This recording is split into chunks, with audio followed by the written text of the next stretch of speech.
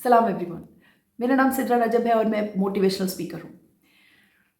सारी ज़िंदगी हम लोग रट्टा लगाते हैं और इवेंचुअली एग्जामिनेशन को पास आउट भी कर लेते हैं, लेकिन उसके अंदर मज़ा भी नहीं है, फील भी नहीं है, वो हमारी हड्डी से होकर नहीं गुजरता। और मेरी डिक्शनरी में, मेरी लाइफ में रट्टे की कोई जगह नहीं। बिल्कुल इसी तरह मैं अपने चैनल पर भी कोई चीज़ रटी रटाई आपसे शेयर नहीं कर पाती। बहुत रेयर होता है, बुकिश रेफरेंसेस देती हूँ, मैं बार बार इस चीज़ का जिक्र करती हूँ।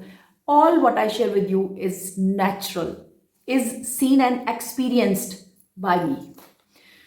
आज आपको अपनी ज़िंदगी के जर्नी के हवाले से बताऊंगी। सारी ज़िंदगी मैं को एजुकेशन में पढ़ती रही हूँ और मैंने being a teacher, being a speaker, being an advisor, जगह जगह पर सेमिनार्स में भी, वर्कशॉप्स में भी, टीचर्स मीटिंग्स में भी, पेरेंट टीचर मीटिंग्स में भी एक चीज़ को एक्सपीरियंस किया है, that people start talking about the को एजुकेशन या फिर सेग्रीगेटेड एजुकेशन, यानी वन जेंडर, या लड़कियां हैं या सिर्फ लड़के हैं। तो मुझे लगता है कि I should also play my role, क्योंकि मैं बड़े क्लियर हेडेड हूँ इस चीज़ के बारे में कि ये क्या है, इज़ इट को एजुकेशन और इज़ इट सेग्रीगेटेड एजुकेशन। और मेरी पर्सनैलिटी में confidence, adherence to learn new things, accept what is happening, life को एज इट इज़ लेना, ये आया ही मेरे पर्सनल एक्सपीरियंस से था, जो मैं आज आपसे शेयर करूंगी। मैं जब बहुत छोटी थी तो मुझे याद है, मैं स्कूल जाया करती थी तो मैं अपना मुंह यूं करके पकड़ लिया करती थी। मुझे बहुत ज़्यादा हंसी आती थी और मेरा मुंह थक जाता था, मैं इतना इतना हंसती थी। कई दफ़ा तो मुझे काफ़ी एम्बेरसमेंट का सामना भी करना पड़ता था, क्योंकि बहुत ज़्यादा हंसी आती थी, आउट ऑफ कंट्रोल हो जाती थी मैं हंस हंस के। और अगर इस चीज़ को मैं शेप देकर देखूं तो इसका बड़ा एक वाजे जो है वो नक्शा नज़र आता है मेरी पर्सनालिटी में। I am having a very deep and very good sense of humour, you can say this, कि मैं बहुत ज़्यादा फ़नी हूँ। मतलब जहाँ जहाँ पर भी मैंने एज एन अथॉरिटी भी काम किया है, वहाँ पर जो मेरे अंडर काम करने वाले लोग थे, they were quite surprised to see my sense of humour, to experience my sense of humour. और वो अक्सर औकात इस चीज़ को डिस्कस करते थे कि लगता नहीं आपको देख के कि आप ऐसी विटी बातें करेंगी और इतनी फ्रेंडली होगी और इतना ज़्यादा डाउन टू अर्थ बिहेवियर होगा। ये सब कुछ मैंने स्कूल टाइम से देखा, सीखा, अपने अंदर उतारा। अच्छा जी, उमूमन जो को एजुकेशन है उसे डिस्करेज क्यों किया जाता है? क्योंकि लड़के लड़कियां एक दूसरे के साथ पढ़ते हैं और फिर आपको पता है कि आगे फिर वो अफेयर्स और वो सारे मैटर्स आते हैं जिनके अंदर कॉम्प्लिकेशन है, कॉन्फ्लिक्ट है, ऑब्वियसली अपोजिट सेक्स इन्वॉल्व होता है और फिर बड़े सारे ब्लंडर्स भी हो जाते हैं।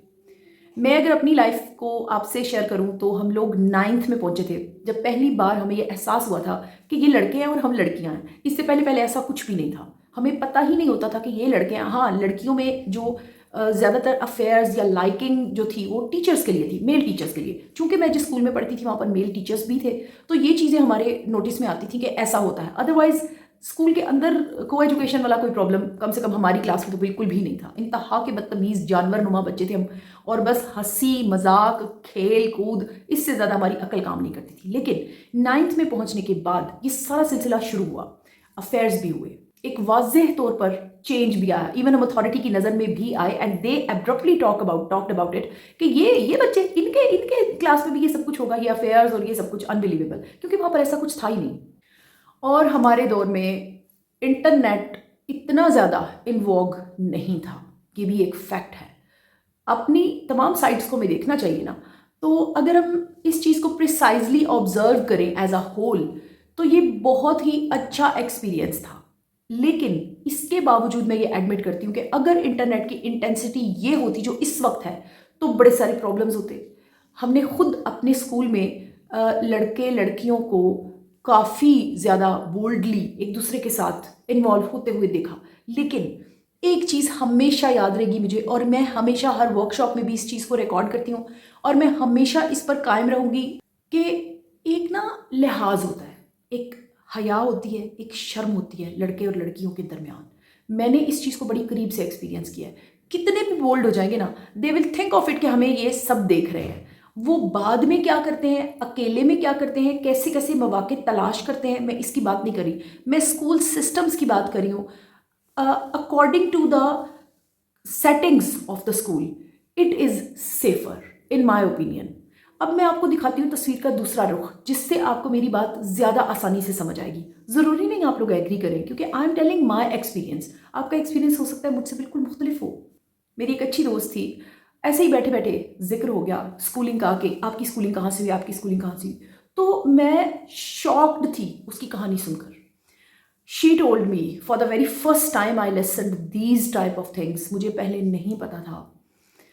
उसने बताया कि हमारे स्कूल में लड़कियां जो हैं, चूँकि सिर्फ लड़कियां हैं, तो इसलिए वहाँ पर एक दूसरे को पसंद करना, फ्लावर्स देना, बंद कमरों में चले जाना, इवन फिजिकली एक दूसरे के साथ इन्वॉल्व रहना। और एक बार हम स्विंग कर रहे थे, झूला ले रहे थे, जिसे पंजाबी में पींग कहते हैं। तो एक लड़की जो झूला ले रही थी, जब वो इस तरफ आई, यानी ऐसे झूल के इधर आई, तो जो इस साइड पर कॉर्नर में लड़की खड़ी थी, उसने उसकी शलवार खींच दी, मतलब पकड़ ली, और वो ज़ाहिर है जब पीछे गई तो वो उतर गई। आपको बताते हुए ही मेरी ये कंडीशन हो रही है जो उस वक्त मैंने एक्सपीरियंस किया था, as same as I am feeling. इतनी तकलीफ हुई मुझे इतनी तकलीफ हुई, मुझे यकीन नहीं आया। Being a teacher I have faced some unforgettable incidents. उनमें से एक इंसिडेंट ये है कि मेरा एक स्टूडेंट जो कि उस वक्त 9th-10th में था, वो रोने लगा मुझे बताते हुए कि मैम आप सोच भी नहीं सकती, मैं सिर्फ लड़कों के स्कूल में पढ़ता था और वहाँ पर फिज़िकली कैसे कैसे एब्यूज़ किया जाता है, क्या कुछ किया जाता है, आप सोच भी नहीं सकती। मैं उसके रोने से समझ सकती थी, हालांकि उस वक्त मैं बिल्कुल इतना नहीं जानती थी दुनिया को, लेकिन मैं ये समझ सकती थी कि ये किस तकलीफ़ से गुजरता होगा।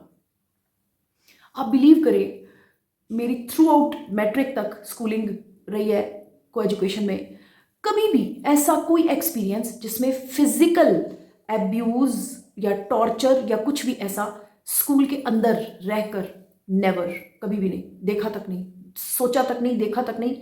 हाँ, टीचर्स के साथ, चूंकि वो ग्रोन अप थे और वो मेल्स थे, लड़कियां जो एडहेयर टू जॉइन देम थी, वो सब मैंने देखा, बट उसमें भी एक लिमिटेशन थी, उसमें भी एक डर था कि कोई देख लेगा।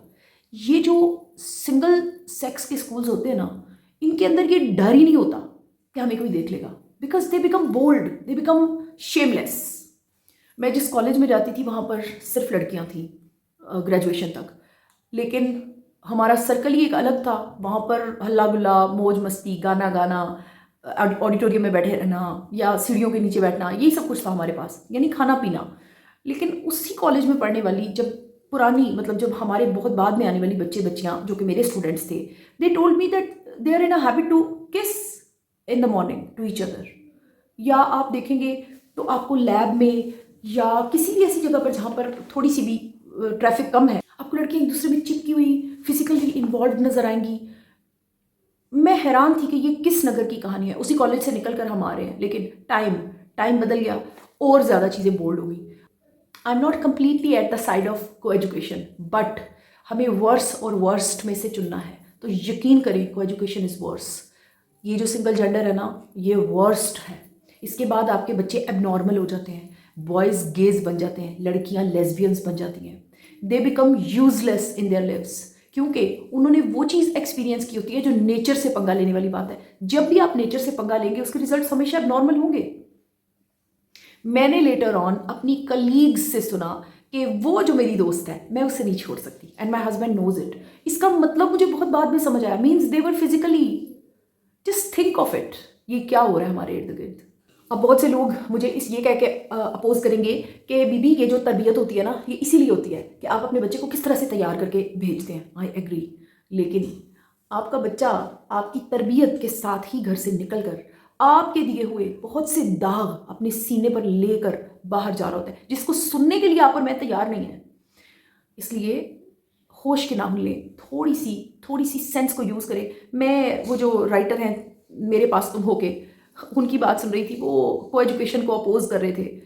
ये पता नहीं क्या मेंटेलिटी है भाई। आप लोग वो 50-60 साल पहले एक स्कूलिंग करके आए हैं, जबकि आपके मास्टर्स आपको मारा करते थे, आपके साथ कुछ भी होता था आपके पेरेंट्स क्या करते थे, खाल आपकी हड्डियां हमारी। ये वो दौर नहीं है। बदलते वक्त की नज़ाकत को अंडरस्टैंड किया जाना चाहिए, बदलते वक्त को वेलकम करना इसी को तो कहते हैं। और उसके अंदर प्रायोरिटी है कि हमारे बच्चे उन वैल्यूज़ के साथ कॉप अप करते हुए आगे बढ़ते चले जाएं जो बदलते वक्त ने हमें इंट्रोड्यूस करवाई हैं।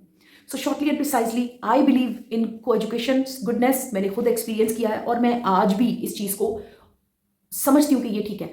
आपका और मेरा बच्चा, चाहे वो मेल है चाहे वो फीमेल है, अगर वो किसी के प्यार में पड़ गया और वो एक ऑपोजिट जेंडर से रिलेटेड पर्सनैलिटी है तो दैट इज़ नॉर्मल। लेकिन अगर वो कुछ ऐसे प्रैक्टिसेस में पड़ गया है जहाँ पर एबनॉर्मेलिटी रूल करती है, फॉर एग्जांपल सेम जेंडर, तो ये अलार्मिंग है। इसके साथ आप और मैं उसका फ्यूचर एट स्टेक कर रहे हैं। मेरा काम था आपको बताना, मानना या ना मानना वो आपकी ड्यूटी है। बहरहाल मैं इस चीज़ पर मुकम्मल तौर पर भरोसा करती हूँ, ट्रस्ट करती हूँ कि लड़के लड़कियाँ साथ बैठकर जब पढ़ते हैं तो उनके अंदर एक शर्म, एक लिहाज ज़रूर होता है। और ये जो लाइकिंग है, एक दूसरे को देखकर पसंद कर लेना, इसमें कोई यार नहीं है। हाँ, हमें बोल्डली और बड़ा वाइजली बिहेव करना होगा इससे आगे।